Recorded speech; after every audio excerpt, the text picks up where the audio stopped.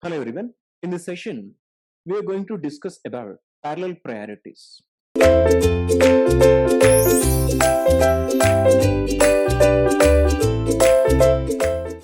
the previous session, we have seen how daisy chaining scheme of handling the priority does work. In daisy chaining, priorities are handled in a serial fashion because all the devices are connected in a serial manner. When there is a request, CPU will communicate with the first device. If not the first device, then it goes to the second device, then it goes to the third device. There is a slight problem here, that is the starvation, because CPU is not communicating directly to the devices that are requesting. For an example, let us take that the device 3 is requesting at that time, at this point of period. That is, only device 3 is requesting. Neither device 1 nor device 2 are requesting at this period, at this point of period. Now device 3's PI and PO will be equal to 1 and 0. Okay, so here it will be equal to 1. This interrupt request line will be equal to 1. Device 2 is not requesting, so it will be equal to 0. Device 1 is not requesting, this will also be equal to 0. Which means that still CPU is going to receive an interrupt because device 3 is requesting, right? But now the problem is CPU is not communicating with the device 3 directly, right? Rather, CPU is going to the first device and checks if first device is requesting, then it goes to second device, then it goes to the third device, right? But here, during this propagation, what device 1 again starts interrupting? For an example, here this is equal to 1, that means that the CPU is interrupted, device 3 is only requesting, but CPU will send an interrupt acknowledged line to the device 1 first, during this propagation time, device 1 again started requesting, saying PI is equal to 1, PO is equal to 0. Now, obviously device 1 will get serviced. Here there is a problem. CPU is not communicating directly with the devices at the time of the interrupt. Rather, it is communicating in a serial fashion, which leaves the least prioritized devices can never get serviced at all. Okay, so here we're going to introduce a slightly better technique in terms of parallel priorities. The mechanism what you are watching on the screen is a block diagram of a parallel priority way of handling the interrupts. Okay, first we'll understand each and every component of this, each and every entity of this. Then we'll discuss the mechanism of the parallel priorities. Okay, here there are two registers. This is one register, this is another register. These registers are called interrupt register and a mask register. This is a mask register, this is the interrupt register. Okay, and then interrupt register, as you can see, there are a few digits. Mask register also has as many digits as in the interrupt register.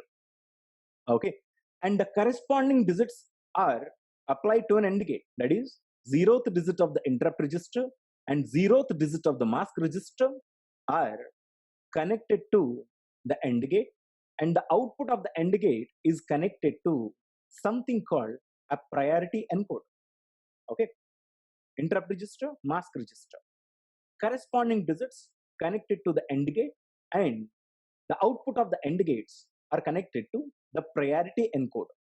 Okay, first we'll understand the components. The output of the priority encoder is connected to something called a vectored address table, VAD table. Okay, we will discuss completely what it is. Okay, there is something called interrupt status, IST. IST stands for interrupt status. Okay, which is a single flip-flop, one bit flip-flop is existing in the system. There is something called IEN is also existing in the system. This is also a one bit flip-flop.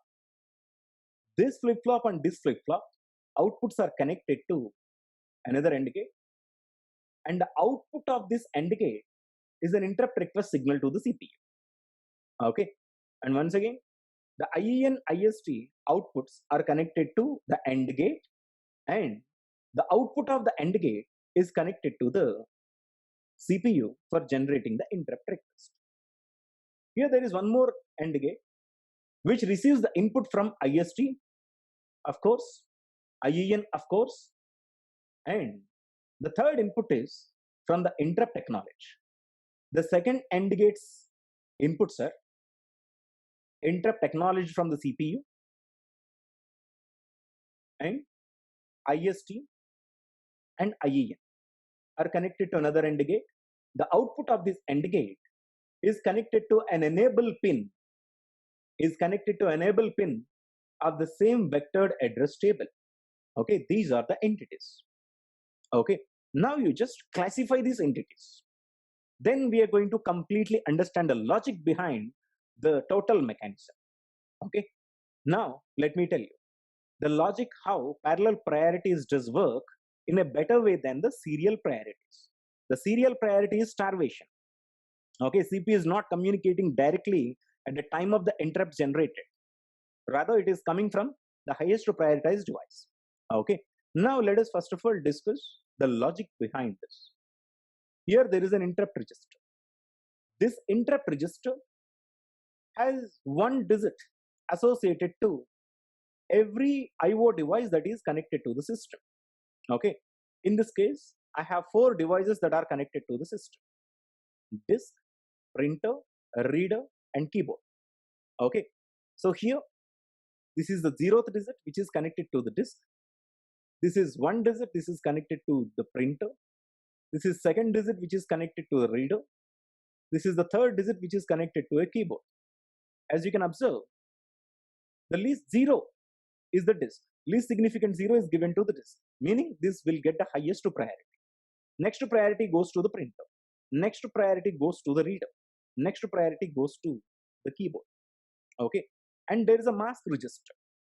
We will understand the logic of the mask register in a short while. Okay, this mask register will have a corresponding digit to every digit of this interrupt register. Okay, now let us understand how does this interrupt register work. For an example, disk started interrupting, then disk digit will be equal to 1. Okay, printer is not interrupting, printer digit is equal to 0. Reader is interrupting, reader digit will be equal to 1. Keyboard is interrupting, keyboard digit will be equal to 1. Okay, now here mask register. Mask register is going to set the corresponding digits of the interrupt register in which those are enabled. For an example, in this case, disk digit has been enabled, right? So corresponding mask register digit will be equal to 1 because this is enabled. Printer is also enabled, right? So sorry, printer is not interrupting, right? So corresponding mask register digit will be equal to 0. Reader enabled, yes, it will be equal to 1. Keyboard, yes, it is 1, meaning it is also interrupting, this will also be equal to 1. This mask register values will be designed by the programmer.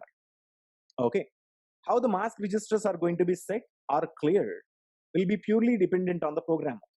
Okay, so which means that when programmer wants to take some interrupt, rather grant one interrupt, corresponding mask register digit will be equal to 1 as shown in the case.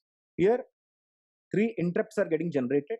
Obviously those corresponding 3 mask register digits will be equal to 1. Okay, and here this AND gate output will be equal to 1. This is 0, this is 1, this is 1. Okay, yeah, this is equal to 1. Now you know the logic of the priority encoder. In the priority encoder, when the first input is equal to 1, it is not going to consider second, third, and fourth inputs. Here, disk, of course, obviously, according to the current situation, disk will get the highest priority, so which is equal to 1. So the priority encoder receives only the first input. It ignores second, third, and fourth inputs. Okay. Immediately, the output of the priority encoder will be equal to 0, 0. When it is equal to 0, 0, the vectored address table is going to load the vectored address of the disk. Okay. What is vectored address? Vectored address is disk offset. Okay. Disk service routines offset will be loaded. Okay. But it will not get executed. Now interrupt has been generated. As the interrupt is generated, we are ready with the offset to go to the offset and to execute that service routine. The moment when the priority encoder is active, you can see there is a line. Okay. In addition to these two regular outputs, priority encoder also has an additional line which is called an active line. Active line. What is this active line? When priority encoder receives an input, then the priority encoder is active. When the priority encoder is active, which means that there has been an interrupt generated, right? When there is an interrupt generated, this IST will be equal to 1. What is IST? Interrupt status.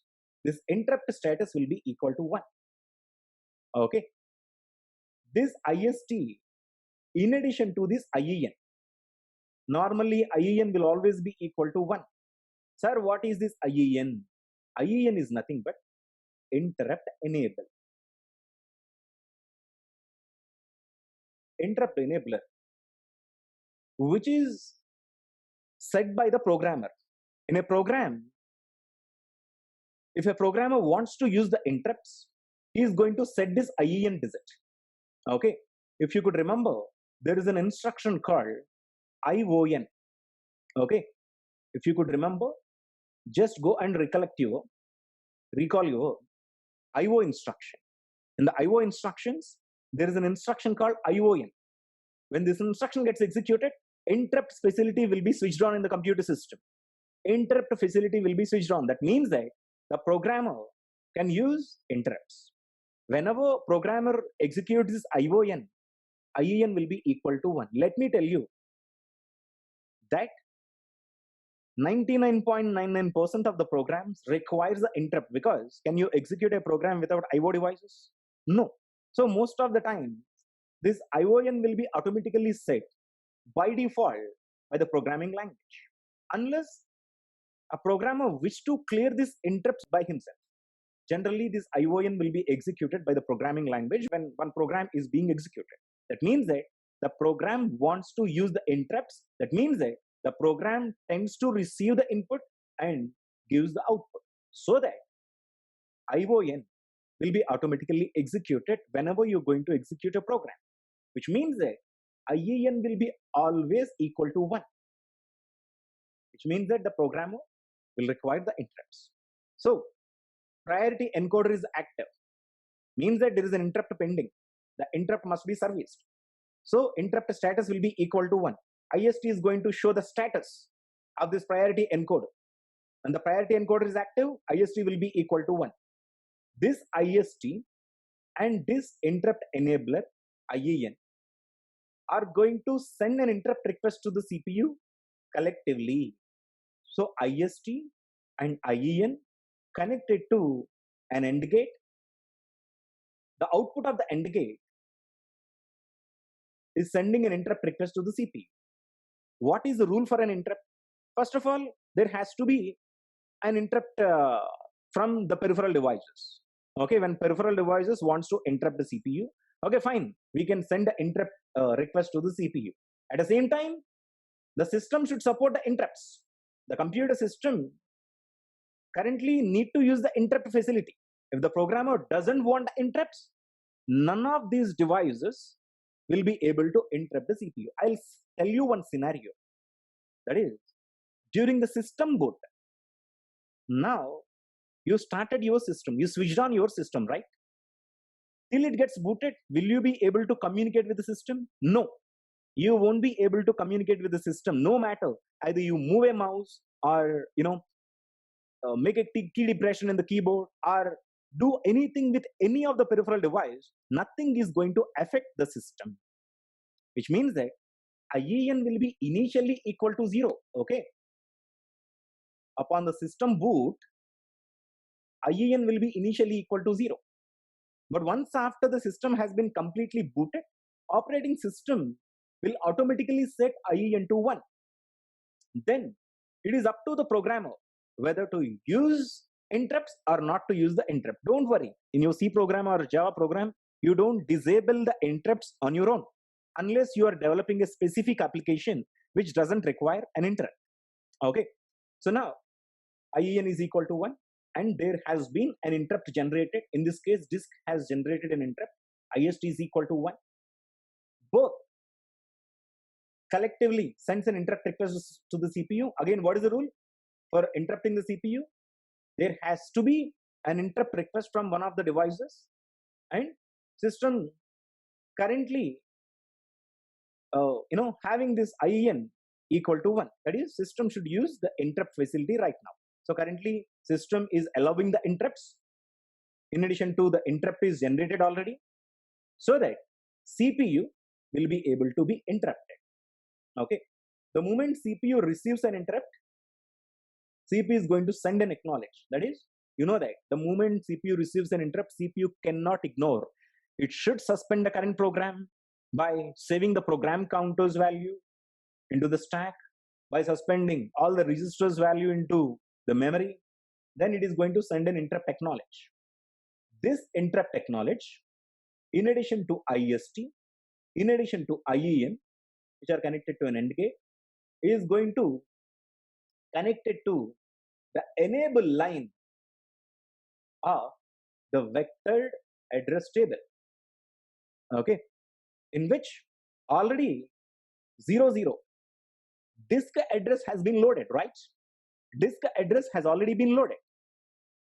The loaded address will get triggered the moment CPU sends acknowledge. That is, first, only two things here. Circuit will tell you only two things. First, generate the interrupts. How to generate the interrupts? Set the corresponding digits in the interrupt register and the mask register. These will be programmed enabled. Okay, and of course, this priority encoder will select the highest prioritized bit here. Okay, the moment it gets, immediately one interrupt request will be sent to the CPU in addition to the IEN, because priority encoder is active, meaning interrupt has been generated. System is currently allowing the interrupts. These both conditions will generate the interrupt request to the CPU. So interrupt has been generated. Second thing is, interrupt must be acknowledged and service. ACK by service. Okay. The moment CPU receives the interrupt, it is going to send the acknowledge. This acknowledgement will be ended with IST and IEN, which is going to trigger the output of this AND gate, which is going to trigger the address which is already loaded due to the outputs of this priority encoder. Okay, so these two things, if you can actually observe, is exactly happening. Okay, so interrupt has been generated, interrupt will get acknowledged and serviced. These are the only two steps that you can, if you can watch, are happening here. Now let us understand in what way this entire mechanism is better from this. Okay, if you can see, when one device is requesting, when there are no other devices, this device must be serviced, because at this time, this is the only device that is requesting, right? But CPU is not doing that. Rather, CPU is going to the first device. Here the problem is, the first one is priorities. Okay, priorities we can't ignore at all. Priorities are always priorities. Priorities can never be ignored. If there is a highest prioritized device requesting concurrently in addition to the other devices, this device should be serviced. But why we need to service, rather why we need to check about the willingness of the highest prioritized device when it is not requesting? Here this is happening, right? Okay, CPU, there is no other go. It has to come through this way. At that time, this device might request, might not request. But CPU has a traversal through this. Okay, so here CPU is not talking to the device 3 directly. But here you can see these are parallel. Of course, at any point of period, there could be a situation in the system that disk is not requesting, printer is not requesting, and reader is also not requesting. Only keyboard might be requesting at any point of period. You can take any point of period in which you can find that only keyboard is requesting. When keyboard is requesting, you know that every other output of the AND gate will be equal to 0, but keyboard and corresponding mask register output will be equal to 1. Okay, so obviously it will be equal to 1 and 1. Then keyboard vectored address will be loaded, keyboard will get serviced. Okay, so in this way, this mechanism is slightly better than the previous mechanism, which is serial priorities. But both, we can't ignore the priorities. First and foremost rule is we can't ignore the priorities. Understand one more thing. Even if keyboard is being serviced, and if there comes one more highest prioritized device requesting, keyboard's routine must be again interrupted. That is, I'll tell you. Okay, how does it work? Program P1 is executing. Then keyboard interrupted. Okay, keyboard interrupted P1. Okay, so keyboard will execute by sending P1 out. Now what is running in? Keyboard service routine is executing. So P1 has been sent to main memory. Now when keyboard is executing, let us say disk request has been arrived. Of course, keyboard will get interrupted. Keyboard will definitely get interrupted because disk has the better priority than the keyboard. So keyboard will get sent back to the main memory and disk will get executed. Okay, obviously when disk gets executed, keyboard will come back. After keyboard, then P1 will execute. This is the thing. So here you need to know that priorities cannot be avoided. Priorities will always be there, but there has to be a mechanism at least which initiates when only one device is requesting, that device will be serviced immediately. Okay, so that will be done by the parallel priorities. Okay, thank you.